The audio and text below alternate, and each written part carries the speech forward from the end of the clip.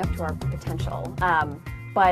And I might dispute whether we are an empire or not. I know there's a big debate about that. I don't think we need to go there, but we need to be leading in a different way. We need to be leading. Let's put it that way. We are not leading the world as it is. We've really been the big detractor in the international system, and if we want to continue to thrive, we have to lead in a different way, and we have to get our act together at home. And I think those are the two real key things that we have to do differently. But the issue of whether we are declining is semantic in some ways to me. I mean, if you think of power as a relative concept, then of course as China and India and Russia and even Japan and Europe gain more power, we're going to have relatively less than they do. But I don't think that's the key question. I think the key question is, so what does that matter for the United States? How will that affect American security and prosperity and our way of life? Because the fact is that the rise of these other powers can actually be good for the United States in many ways.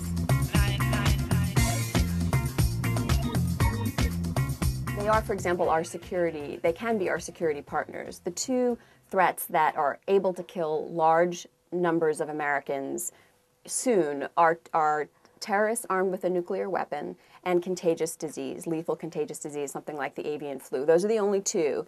And if you look at those two, the rise of these other powers can help us with those threats. They face those threats as well. And for example, on terrorism, we rely on Scotland Yard and on the police in Hamburg to be arresting suspects. And I think there are Americans alive today because of those efforts. China allows our inspectors in their ports to screen shipping containers for nuclear devices before they reach our shores.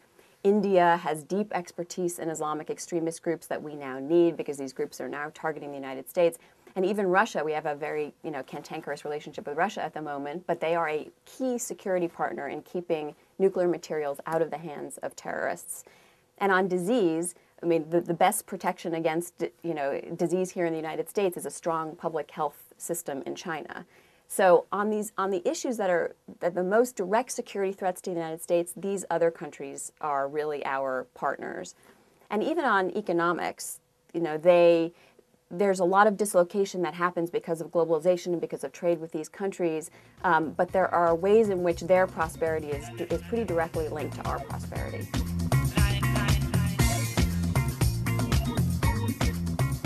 I think that things could be potentially different if we have a Democratic president and a Democratic Congress. Maybe not as different as we would hope, but I think they will be different. For example, the climate crisis is a good example. I do think that a Democratic president with a Democratic Congress behind him or her will be able to actually push that issue in a way that we haven't been able to so far.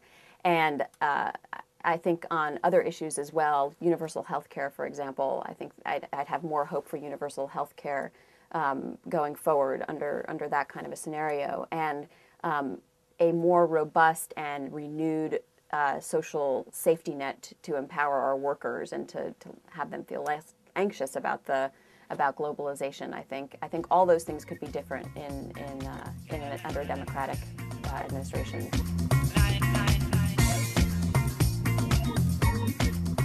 I think that the basic structure, is dictated by the Constitution, and that's going to stay in place. But in terms of changing how the NSC and the State Department and Homeland Security relate to each other, I do think we need changes there. Getting back to our earlier discussion about domestic and international, I mean, right now the government is still stovepiped in that way as well. And we have to be able to, bring these different policy bodies together in order to forge policy that actually makes sense. Toward these powers that are so complex and affect our lives in so many different ways: security and prosperity and food safety and climate and North Korea and across the board.